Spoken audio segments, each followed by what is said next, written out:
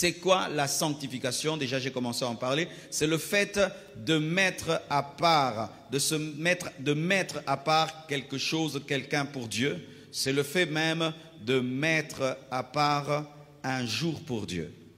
Mettre à part un jour pour Dieu, c'est sanctifier ce jour. On nous parle du sabbat. Exode 20, versets 8 à 11. Souviens-toi du jour du repos. Pour le sanctifier, tu travailleras 6 jours et tu feras tout ton ouvrage. Mais le 7e jour est le jour du repos de l'Éternel ton Dieu. Tu ne feras aucun ouvrage, ni toi, ni ton fils, ni ta fille, ni ton serviteur, ni ta servante, ni ton bétail, ni l'étranger qui est dans tes portes. Car en 6 jours, l'Éternel a fait les cieux et la terre, et les cieux, la mer, la terre et la mer, et tout ce qui est contenu, et il s'est reposé le 7e jour. C'est pourquoi l'Éternel a béni le jour du repos et l'a sanctifié. Amen. En Israël, le 7e jour, c'était le jour du repos, le jour de Dieu. Il était interdit de faire des travaux et c'était un jour sanctifié. Et à cause de cela, Dieu bénissait, à cause de cela, Dieu frappait, à cause de cela, Dieu manifestait sa puissance. À cause de cela même, il avait abandonné Israël qui ne respectait plus le sabbat. Mais lorsque Jésus-Christ est venu, il a révélé une chose, que tous les jours sont à Dieu. Pas le 7e jour, mais tous les jours sont à Dieu. Alléluia. Et il a révélé que l'homme est supérieur au sabbat. Mais sachez que dans l'ancienne alliance, déjà, un jour pouvait être donné à Dieu. Comment pouvons-nous comprendre le sabbat aujourd'hui dans la nouvelle alliance? J'entends même qu'il y a des gens qu'on appelle les adventistes du 7e jour. Je vois même certaines personnes qui m'écrivent « Pasteur, tu enseignes bien, mais tant que vous priez le dimanche, je ne crois pas. Il faut que ce soit le samedi, le samedi, le samedi. » Frères et sœurs, voici. Dans la manière dont Dieu révèle son plan, Dieu évolue. Pendant un temps, il était vraiment dans le samedi, le sabbat. Mais lorsque Christ est venu, nous avons remarqué ceci, que Dieu n'est plus dans un jour, mais il est dans tous les jours. Amen. Tous les jours sont à Dieu.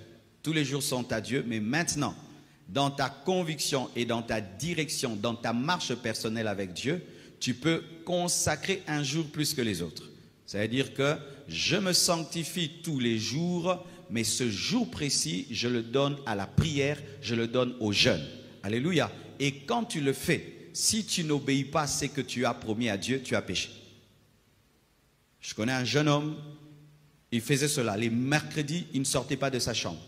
Tout le monde savait, dans sa famille, ses amis, l'avenue, que tel ne sort jamais de sa chambre. Et tout le monde respectait cela. Je vous dis, il a fait pendant des années. Aujourd'hui, c'est un grand serviteur de Dieu en Angola. L'homme de Dieu, Hervé Bélessi. Un puissant serviteur de Dieu. Il avait donné à Dieu mercredi, pas samedi. Dieu n'a pas dit non, seulement samedi. Il a donné mercredi. Et toi, tu peux donner lundi, tu peux donner vendredi, tu peux donner dimanche, mais il a été démontré que tout homme spirituel dans sa semaine a au moins un jour où il se concentre davantage plus que les autres jours. Alléluia. Je connais un serviteur de Dieu, ça fait plus de 30 ans qu'il sert Dieu. Il dit qu'il n'a jamais fait une semaine s'il n'a pas jeûné le vendredi. C'est le jour où il a consacré à Dieu. Au-delà de tous les jours qui sont déjà consacrés, il y a un autre jour qui est ultra, archi, super consacré. Faites cela. Je vous le conseille, mes frères, vous grandirez. Alléluia, vous grandirez. Moi, c'est le mercredi. Le mercredi. C'est pourquoi des fois, mercredi, je viens un peu, je suis raplapla un tout petit peu. C'est mon jour, le mercredi. Avant, c'était vendredi. Et c'est ça encore le bon côté du Nouveau Testament parce que tu peux changer. Selon ton emploi du temps et l'évolution de ta vie. Amen. Tu peux être dans un endroit où ton travail te laissait mercredi comme pause et tu prends mercredi la pause, tu consacres à Dieu. Mais puis tu changes de boulot, ça devient samedi. Tu donnes ça samedi, samedi à Dieu. Dieu ne te demandera jamais ce qu'il ne t'a pas donné. Alléluia. Et puis tu peux arriver à 2 jours, 3 jours. Dans le Nouveau Testament, nous ne sommes pas rigides. Nous sommes flexibles, conduits par le Saint-Esprit. Amen. Et si celui-ci fait la différence entre les jours, gloire à Dieu, et l'autre ne fait pas, gloire à Dieu, mais tout doit se faire pour la gloire de Jésus. Amen. Encore, mes frères et sœurs, on peut mettre à part une heure pour Dieu, une heure précise pour Dieu. Acte 3, verset 1. La Bible dit ceci, Pierre et Jean montaient ensemble au temple à l'heure de la prière. C'était la 9e heure, à l'heure de la prière. C'était la 9e heure. 9 plus 6, ça fait 15. Quand on donne une heure dans la Bible, il faut ajouter 6. Donc à 15 heures. 15 heures, c'était l'heure de la prière. Et quand ils sont allés au temple à l'heure de la prière, ils ont fait marcher un paralytique. Alléluia. Ainsi aussi, tu peux consacrer une heure ou des heures à Dieu. Seigneur, je serai dans ta présence tous les jours de ma vie de 4 heures à 6 heures, de 3 heures à 5 heures, de 4 heures à 5 heures, de 2 heures à 3 heures. Et tu respectes cela. Et pour que tu saches vraiment que Dieu prend de telles choses au sérieux, des fois le Saint-Esprit va te réveiller avant même l'heure ou quelques minutes avant l'heure pour te montrer que Dieu respecte ce rendez-vous et tient compte de ce rendez-vous. Tous les hommes de prière ont des rendez-vous avec Dieu. Tu n'auras jamais une vie de prière profonde si tu pries vaille que vaille. Jamais. C'est très mauvais. C'est très mauvais. Dans la spiritualité d'être désordonné. C'est très mauvais. Les hommes spirituels sont vraiment carrés. Pourquoi? Parce que ton corps doit s'habituer à se réveiller. Ton cerveau doit s'habituer à se réveiller. Tes genoux doivent s'habituer à fléchir. Et si tu pries vaille que vaille, il n'y aura aucune discipline spirituelle en toi. Tu seras incapable de te réveiller très tôt matin parce que des fois tu pries à 10 heures, des fois à 12 heures, des fois à 3 heures, des fois à 2 heures. Ce qui fait que ton corps n'est pas rodé, ton âme n'est pas rodée, ton esprit n'est pas rodé. Il n'y a pas une seconde nature qui est créée par la discipline. Parce que la discipline a comme but de créer en toi une seconde nature où tu ne fais plus l'effort de faire la chose, elle devient une partie de toi. Se réveiller 3 heures du matin devient quelque chose de naturel, même quand tu ne veux pas, ton cerveau te réveille. Alléluia. Consacre. Dans la sanctification, on peut consacrer un jour, on peut consacrer une heure, on peut consacrer des heures. On voit que à l'heure de la prière, Pierre et Jean sont montés au temple. Alléluia. Et nous voyons même dans l'Ancien Testament, il y avait l'heure pour offrir le parfum. Ce n'était pas à n'importe quelle heure qu'on offrait le parfum. Luc 1, verset 9 à 11. La Bible dit ceci, Luc 1, verset 9 à 11, il s'agit de Zacharie, le père de Jean-Baptiste. Il fut appelé par le sort, d'après la règle du sacerdoce, c'était un sacrificateur, à entrer dans le temple du Seigneur pour offrir le parfum. Toute la multitude du peuple était dehors en prière à l'heure du parfum. Il y avait l'heure du parfum, l'heure d'offrir le parfum dans le lieu saint. Il y avait une heure précise. On ne l'offrait pas quand on voulait, il y avait une heure précise. Et le parfum symbolise la prière, symbolise l'adoration. Amen. La sanctification des heures, la sanctification des jours, la sanctification des mois aussi peut arriver. Exode 2, verset 18, la Bible dit, le premier mois, le 4e jour du mois, au soir, vous mangerez des pains sans levain jusqu'au soir du 21e jour. Là, nous voyons un mois qui est consacré. On nous parle de la Pâque. Alléluia. En Israël, il y avait un mois consacré à célébrer la Pâque. Amen.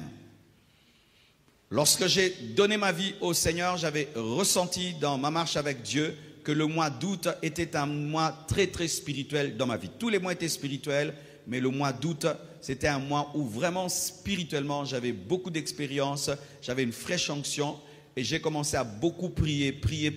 Et même c'est comme ça même qu'on a engendré les 30 matins de prière aujourd'hui qui bénissent plusieurs personnes.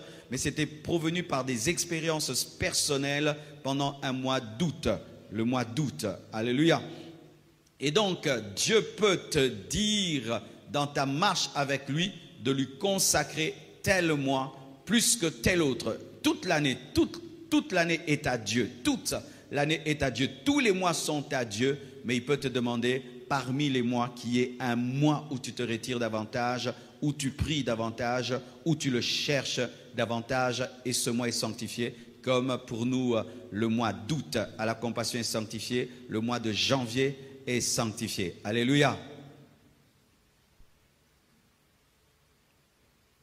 Exode, acte 27, verset 9, la Bible dit, Un temps assez long s'était écoulé et la navigation devenait dangereuse, car l'époque même du jeûne était déjà passée.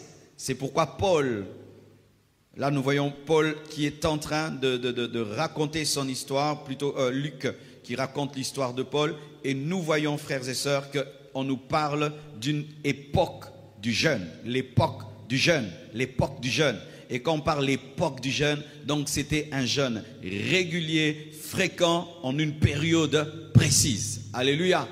Amen. Donc on peut consacrer à Dieu un jour, on peut consacrer à Dieu une heure, on peut consacrer à Dieu un mois, on peut même consacrer à Dieu une année, ou 2 ans, ou 3 ans, 4 ans. Pour commencer l'église Compassion, j'avais consacré 2 ans. 2 ans de va cache-toi. J'avais disparu de l'église, j'étais dans des jeûnes et des veillées. Je venais, je m'asseyais derrière, amen, je pars. Ce n'était pas le temps de prêcher, de me faire voir, de faire des affiches, de prêcher à gauche et à droite. Et dans le ministère, cela aussi. Dieu peut t'appeler et te dire pendant 3 ans tu ne prêches pas. 3 ans on t'invite, tu ne prêches pas. Je vois des fois certains dans le ministère, ils font comme tout le monde.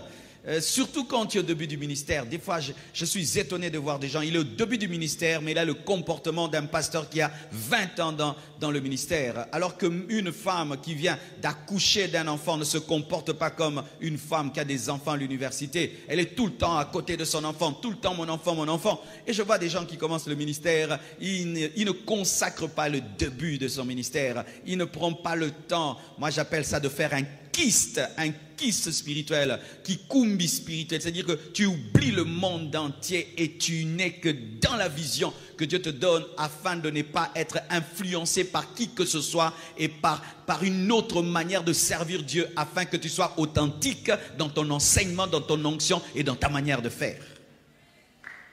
Quelqu'un à peine il vient de commencer l'église, il est à gauche, il est à droite. Il veut commencer l'église, on le voit. Tu ne vas pas construire un gratte-ciel. Celui qui construit un gratte-ciel, il creuse.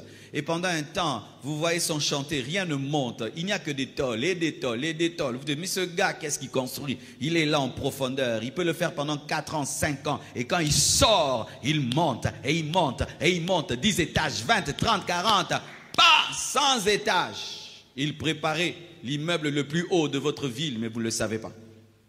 Alléluia.